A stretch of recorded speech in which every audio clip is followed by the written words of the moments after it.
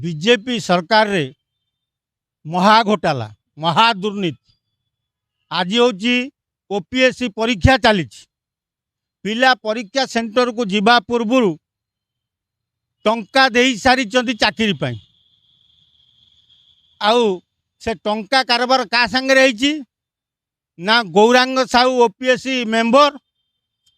रमाकांत महांती जी BJP रो नेता जे सूर्यवंशी सूरजंकर अति घनिष्ठ ये दी जन लोक पिला मानकठू 15 लाख टंका कलेक्शन करिसंती चाकरी देबे बोली से चाकरीटी होची असिस्टेंट एग्जीक्यूटिव इंजीनियर ए बाबद टंका आगतुरा नहीं गले आज पिला शह शह परीक्षा देबे किंतु किए चाकरी पाइबे ताकू गौरांग साहू रमाकांत महांती मंत्री कथा दे सारी परीक्षा गोटे ना को मात्र चली यही दुर्नीति जदि 6 मास सरकार आरंभ है आहरी 5 वर्ष अच्छी बीजेपी सरकार मोहन माझी सरकार